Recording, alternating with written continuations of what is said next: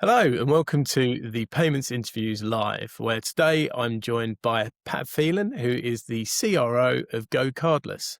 Hi, Pat.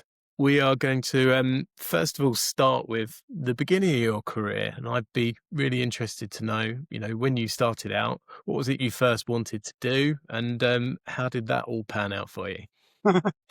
Well, thanks for having me first, Paul. Always Okay. enjoy the chat on a Friday. So yeah, gosh, it feels like a long time ago. Well, it doesn't feel like it. It was a long time ago. When I kind of, most similar to everybody really through university, you kind of don't really have a clear picture of how you want things to pan out. I think when I was going through that process, it was even more limited, if I'm honest, in terms of the options available and how you were guided. I often reflect with my kids and with people generally. At no point, let's say, when I went through secondary school, nobody ever mentioned the possibility of a career in sales, for example. It just wasn't even a conversation topic. Even though obviously tech sales changed a lot, but sales still existed and there were still jobs and good careers being made in sales. But it just, in Ireland, certainly at that time, it was you were either kind of an engineer, an architect, a doctor, or you kind of joined the priesthood. Bit extreme, but it wasn't too far off that. I do remember the three options I got were not particularly appealing. So, you went to uni, did very generalist kind of marketing and business. And really after that, it was more, rather than a career desire, it was a drive to just get out of Ireland. If I'm totally honest, I've always had a drive to experience different things, and even at that stage, which would have been the late '90s, just very very keen to try something new. I think, and at that point, a very weird job offer came up, which was for an Irish bespoke carpet company who made very very high end rugs mainly, but also carpets, and they were looking to Okay. set up an entity in Dubai. So, um, I did, I got it. I didn't really even think about it in terms of what the role was. It was just in Dubai, which sounded like super exotic and ticked And not exactly Ireland. what I wanted to do. So yeah, that was my first gig, and really that was like a jack of all trades. It was supposed to be marketing and business, but it turned out to be literally everything, from manually delivering carpets and rugs on site to fitting them to selling them to building a brand in the region. And yeah, it was the way I describe it is wild is the best way I would describe it. And as you can imagine, Dubai in the late '90s is nothing like it is now. I Yeah. very vividly recall going on site to the Burj Al Arab when it was a concrete shell to price carpets and rugs for the completion of the project. I remember like hard hats, external elevators going up, like it literally was a concrete, exo kind of skeleton.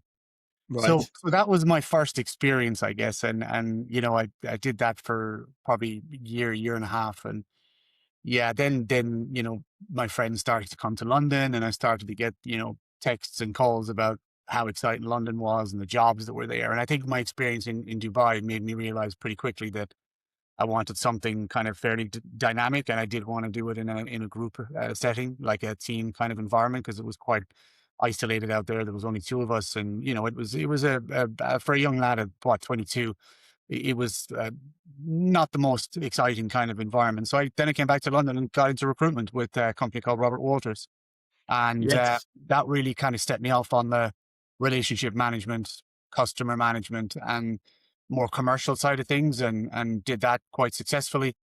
And yeah, eventually evolved into technology through a company called Verve, where really customer success was just starting. And I was very fortunate to find that role because that started, I think, from my perspective, the trend of whether deliberately or not deliberately finding the right types of companies for me. In terms of culturally, they cared about the things that I cared about and actually turned out to be pretty good at. And were fairly ego free, as much as you can be. And then, yeah, that was it really. Verve got acquired by Taleo. I moved into Taleo, then Bizarre Voice, and Bizarre Voice as a CSM, and eventually ended up as VP of EMEA. So that was kind of where I grew up. I kind of refer to that period. And then, yeah, became chief customer officer at a company called Brandwatch.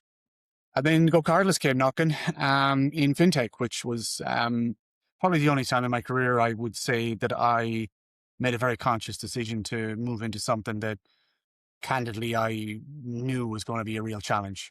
But I was at a point in my career where it was really a crossroads between being comfortable and being challenged. And, I had felt that, Bizarre Voice and Brandwatch were great places that I was just incredibly connected to the purpose and really understood the dynamics.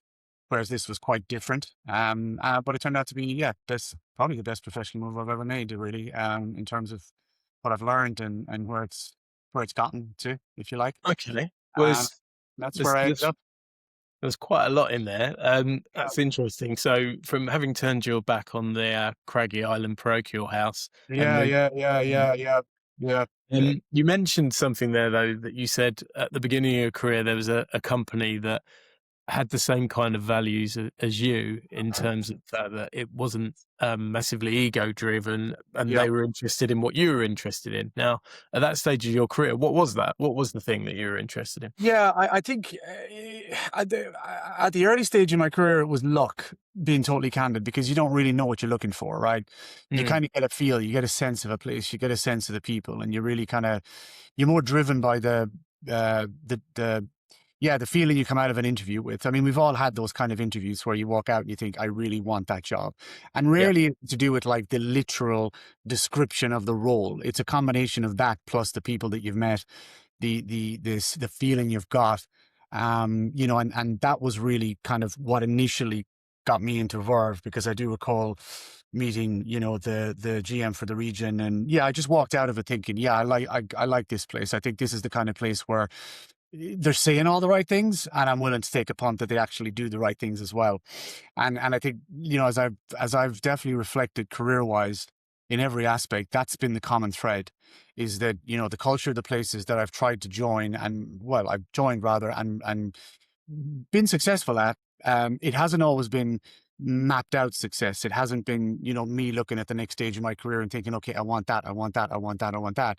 It was more joining places where they valued the kind of things that I was able to deliver. And really things like, we talk about accountability a lot. We talk about being ego-less, ego-free, being team first, um, you know, caring about execution, caring about quality. All of those things are great, but if you're not in an organization that doesn't actually see those things happening without you having to shout about it or put yourself front and center, then that's a mismatch. Whereas I think with certainly the three I've just mentioned, actually the four, Verve, Taleo, Bizarre Voice, Brandwatch, and more recently GoCardless, that's been a common theme. Like, that definitely has been a common theme, that I've always felt like doing a good job. Not that it was enough, but it was close enough to be enough that you didn't feel like you had to do anything else in order to put yourself in the best possible position. And the progression that I've had really has been down to that. It's not very often that I've ever been in a situation where I felt like I've got to, build my brand very deliberately, let's say. It always felt like I got the access I needed. I had the people around me that I needed. And as I've grown up and as I've now turned into those people, as in from a leadership perspective, it's something that I hold very, very close in terms of how do I make sure that those channels are available to me to also see the work that people are doing without them having to, come to me to tell me they're doing it. And that's a combination of being close enough to the field to see it, Mm, but also having leadership under you that operate the same way, and they kind of know what those non-negotiables are. That yeah. if I start to see ego creeping in, or if I start to feel like it's a kind of a branding exercise, like there's a lot I'm not good at, but I have a very highly attuned sense of when that's the case, and that's kind of where you got to deal with that. So yeah, that's been the common theme without a doubt, and I've been, touched huge chunks of wood, very fortunate in some cases, and probably latter in my career more deliberate, because you learn from those traits. So that's really interesting. There's a lot of people that I speak to that have had experiences where they've thought that they've been quite rigorous in choosing the next place that they go to, Yeah. and everything seems to line up. The cultural fit seems to be there, and then it's turned out Yeah. to not be in any way what they were promised Yeah. or expected. Over your career, have you found that there are certain exercises or due diligence that you do that have really helped you with that process that you didn't know at the beginning that you think would be useful for other people? Yeah, yeah. I think definitely the access is one that's evolved enormously. The access to ex-employees, the access to data on the companies that you're joining.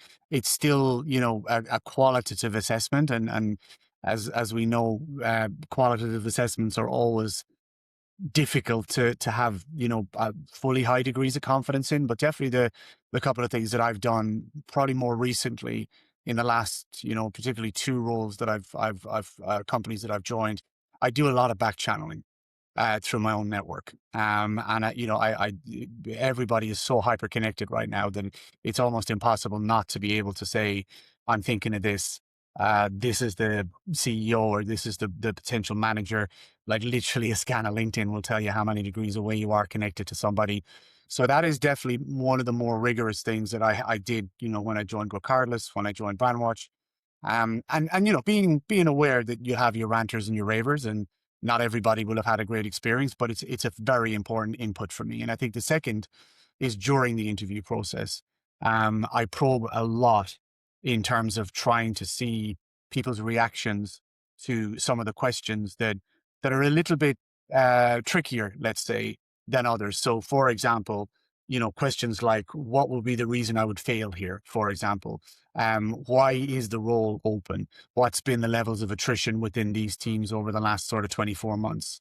Mhm. If you were to ask the last person that left your org, what was their experience? What would they say? Why? Now, you got to be ready for the sell, but it's the Yes. extent of that you can tell if it feels like it's a deflection, if it feels like people are being straight with you, if it Yeah. feels like you can tell, what I could certainly tell pretty quickly if it feels like it's too polished, or if people are actually saying, look, there's certain types of people that succeed here, and some people aren't, and some people are, or the other one is a transformation.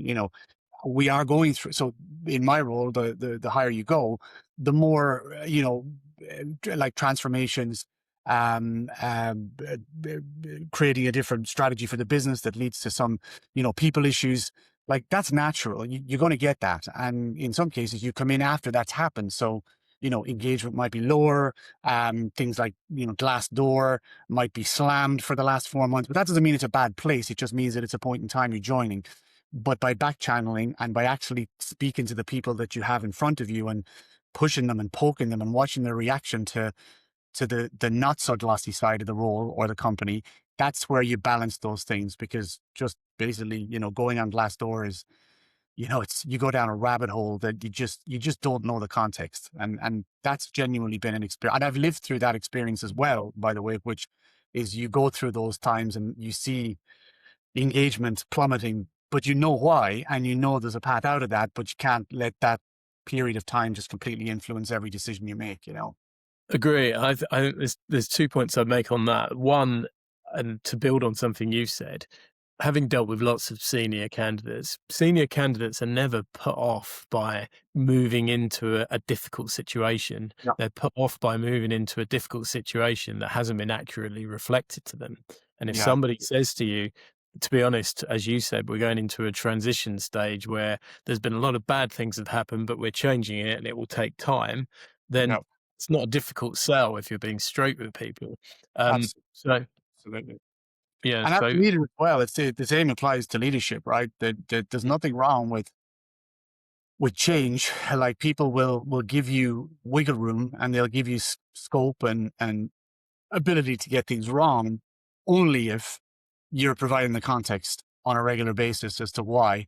mm, And it's the same with roles. There's nobody. I've had scenarios where people have been brutally honest, and on the face of it, you'd run a mile. But because of the way I'm built, that kind of excites me because if I feel like everybody's on the same page and you're moving at pace, you can get out of that quickly, and then the upside is huge.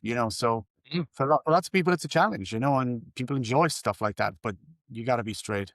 Absolutely. And a good question to ask as well, I think, and on top of the ones you mentioned, is in an interview stage, if we're sitting here in a year's time evaluating whether me joining this company has been a success, what would Yeah, that look like? And if yeah, you get a yeah, wishy-washy answer and it seems that the people aren't on the same page, then I imagine for someone yeah. like you, that's quite a loud warning bell. Yeah, yeah. I don't expect like, perfect clarity, but I do expect a pretty strong point of view as to, and the other side to that is true too, Paul. Like the question I would always ask is, why would I not be here in a year? Like Mm, that's equally as important to me because that's the bit that tells me about the stuff that that that is, the critical path elements to it. And that's what I mean about the word I use is provocative. Like I think a lot of what I enjoy at work and in these scenarios is like just be provocative, be challenging. Don't be an ass and don't mhm, be disrespectful, but like ask questions that put people on the back foot and see how they react. Because that mm. honestly, it's less about the content of the reaction, it's more about the reaction itself. And that tells me a lot about people and how ready they are for the type of character I'm going to be, for example, when you join, because that's a big part of it too. Interesting. There's lots of good questions that I want to ask from the Yeah. conversations we've had before. So, um, one that comes up a lot is for those that wanting to become a CRO and taking the step up from, sales leadership at a slightly more junior level. What advice would you give to people that are wanting to make that step? And is it as big as everybody perceives it is? And if so, why? Yeah, I mean, look, I've had a very kind of squiggly path to this role, I would call it, over the last 20 years. And I'm kind of loath to even start, you know, advising or talking about any career been linear because it isn't, right? In my mind, there's kind of three core elements to any career, irrespective of the level. Um, it's ability, obviously. It's timing, and ultimately, what links them all together is a little bit of luck. And genuinely, when I think about every move I've ever made, the ability and capability was within my control completely.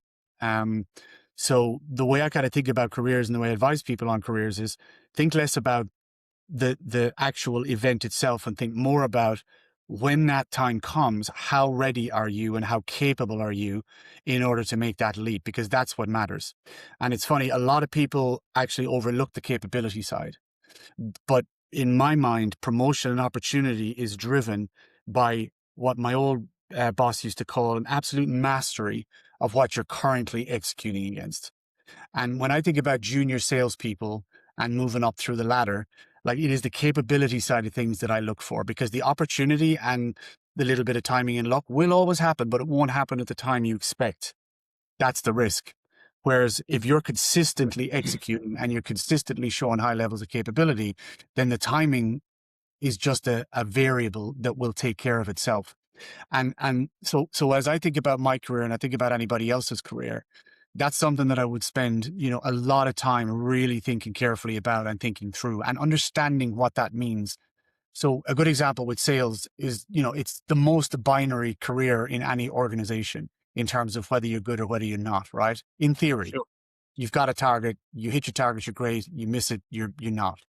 But that in itself is not the case in most scenarios that I've experienced, where you have very, very capable people and people who display high degrees of mastery and high degrees of discipline, but it's just not happening. And it could be a product issue, it could be a PMF issue, it could be a company led issue. But at the end of the day, if you're not seeing the capability side of it and you don't understand it yourself, then it's very difficult to see what success looks like. So I would encourage everybody, sales, CS, it doesn't matter, like to understand from their managers when that time comes, like what are the things that you need to see from me to make me a no brainer to be put in that pot? And it's not always about the thing you think it is. So that's kind of the first thing I would say. Okay.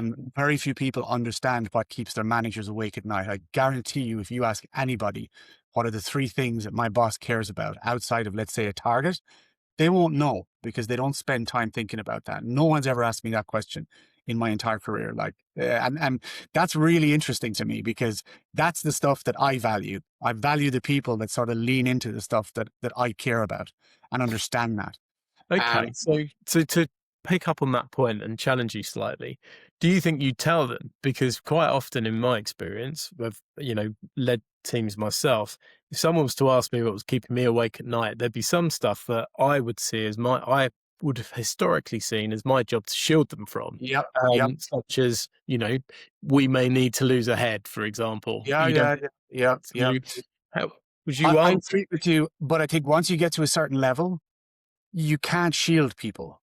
Like Mm, I genuinely think if I'm shielding VPs, then I have a problem with my VPs. Like okay. if you're a director plus in an organization that's, 2 billion plus in valuation, like you need to be exposed to this stuff. You don't necessarily have to deal with it. You don't necessarily have to solve it. But in order for you to actually execute, I believe, your job as best you possibly can, you need to be some way connected to it. So I'll talk about revenue, I'll talk about bookings numbers, and I'll talk about sales efficiency. We'll talk about all those metrics. That's the stuff I tell people, but that's operational, right? That's by rote. That's a given. You don't hit your number, you got a problem. But it's the other elements to how you, for example, hit that number or other elements that live outside of it are the things that I worry about most because it's the inputs and the outputs, not necessarily the mechanics. So good example will be you can hit your number, but you can do it with a really crappy average order value and only 2 out of 20 reps, overachieving, right? That's not a good way to do it. Now, on the face of it, if you don't understand what I'm necessarily worried about, it looks good. You're hitting your number, job done. But what I want to see, certainly at a certain level, are people who are approaching this the way I care about it. So I care about the mechanics of it. I care about the elements of it. High performing teams, for example, like what does that mean to me versus what might mean to somebody else? And then the areas outside of that are the areas that I don't necessarily shield people from, but I'm not going to be vocal about, overtly vocal about, let's say, but they're nonetheless things that are important to me. And I think the higher up the chain you go, the more you connect to those things, the more you are bringing real value to the people that ultimately are going to make the decision as to whether or not you progress. At IC level, it is, fairly straightforward in the context of you've got targets, you've got these things, but there'll be different leaders that will value different things. So I think it's more about the level and the kind of the ability to solve that problem, or your level of input into the ability to solve it varies at different stages. But as you climb the ladder, and if the path is to a CRO, then you've absolutely got to be exposed and connected and show willing to engage outside of your day to day in those kind of challenges. And in some cases, actually preempt them, you Yeah. know? And I've got some people on my team, honestly, and, they're 2 steps ahead of me in terms of where we need to look, what we need to do. They're, massively self-critical, even when they're successful. Like, and that's the kind of thing that I look at and I think, okay, if I'm not here, is somebody else thinking about the things that I'm thinking about? And if I have confidence that they either are or they're more than capable of it, then, that's my, when I think about succession, I think about bench strength, like that's the kind of thing I'm going to be looking for. Okay. So that's a good way to segue into something else I want to ask you about. So building teams, what's important to you when you're building a team? What do you do as part of the interview process that you think others might not value quite as highly as you? Yeah, it's again a very good question. I guess the experience I've had is it's always been part legacy and part new.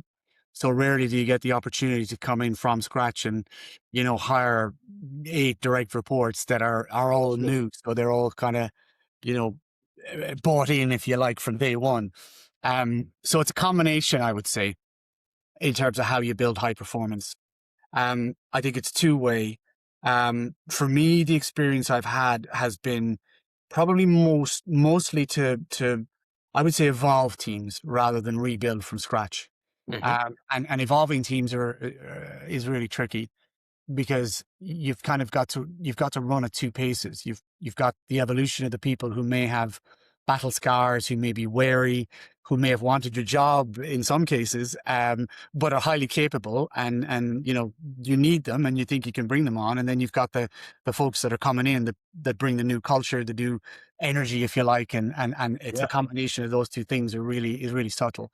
So I think for me, the process begins very, very much on a personal level. I'm a huge believer that if you don't understand the individual, you'll never understand the problem. You'll never understand the outcome. And that takes time. And that's where most people don't have the willingness to invest the time, because from that is trust. If you know what people go through at a personal level, everything they do from that point onwards professionally will make sense to you, even the bad stuff.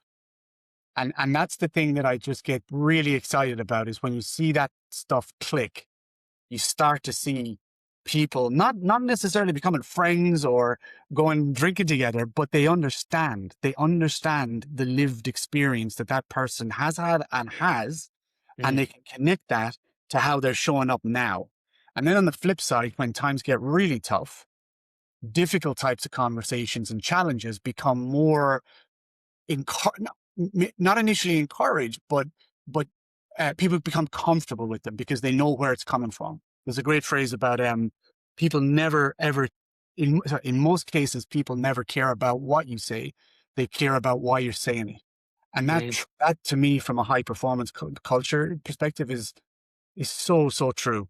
And you've got to get rid of the why are you saying it aspect, and that's where I kind of start very much, and have built a pretty solid playbook on that one. And that, by the way, applies not just to building teams, but it also applies to very significant periods of change in an organization. So if you think about, a good example is a let's say a reduction in force, like a significant reduction in force.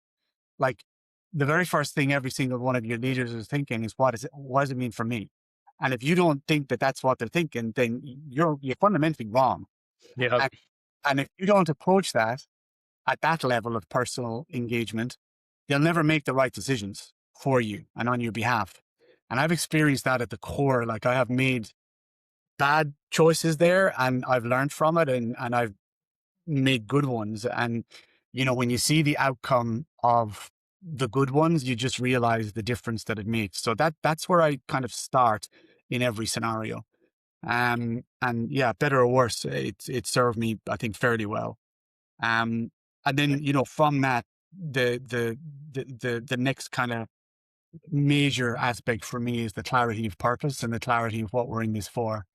And that's the bit I see a lot of people really not be rigorous about, um, both in terms of actually defining it, and even when it's defined, holding yourself committed to it, because that's where things go off track very, very quickly.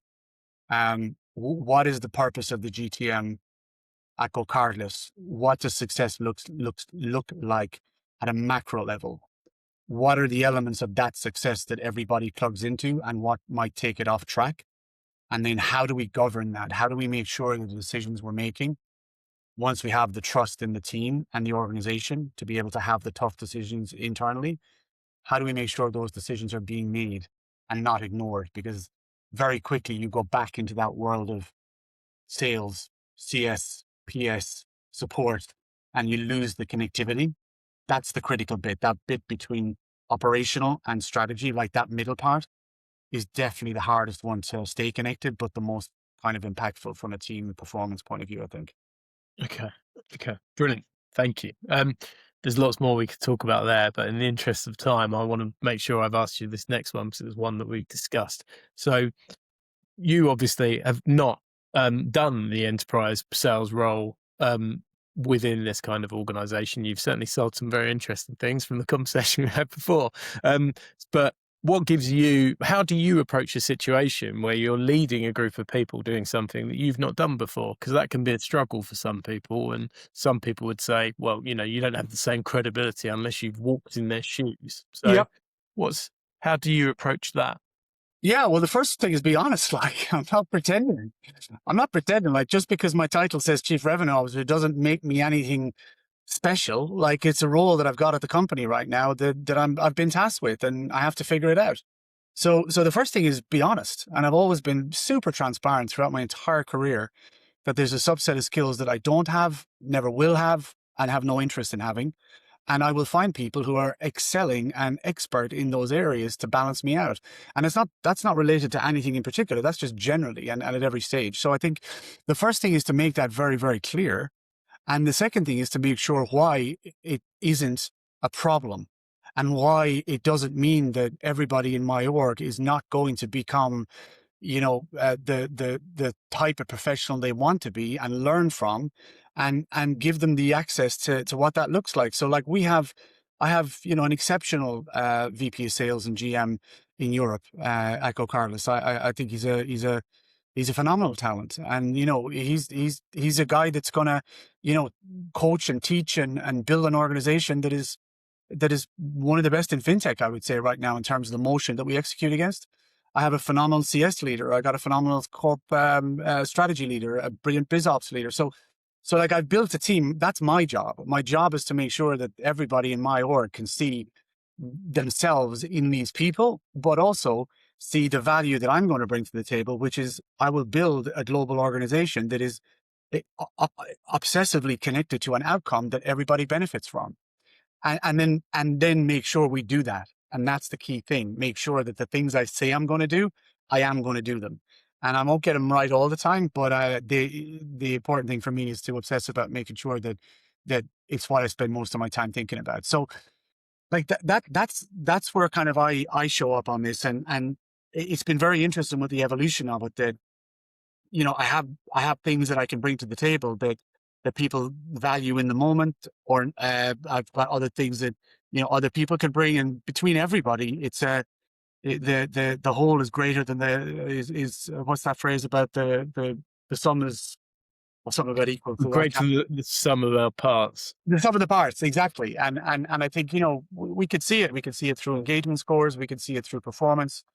It's really, really positive story. And yeah, that's my profile. That's kind of what I bring to the table, and it'll work for some, it won't work for others. And that's just the reality, but I'm not going to pretend that I'm something I'm not. I've lived a journey that I think brings a lot of value to a lot of people, but it's not the same as yours. It's not the same as, a CRO at Salesforce. Like, that's just the way it is. And yeah, I never shy away from that. Never shy away from that. Fair enough. Thank you for that. Look, I think we've got enough material that I'd still like to ask for another day. So maybe we can do this again sometime. Well, I'd love to. Sorry, I'm banging on a bit here, but it's they're topics that are very very close to my heart. I think it's we spend a lot of time at work, and it's really important for me to make sure that the time my folks spend at GoCardless is really valuable. And that's probably why you can hopefully see a little bit of passion coming out. No, With what absolutely. I do. And it's very clear to see and hear. Thank you very much for your time. Thank you, everyone who's tuned in to listen to this. If you've got anything that you think I should have asked Pat, please comment wherever you're listening to this. And if there's anybody you would like to see me interview in the future, then please feel free to suggest them. But in the meantime, thank you very much for your time, Pat. I really enjoyed it. Thanks for having me. Love the chat, and thanks everyone for listening. Pleasure. Cheers. Take care. Bye bye.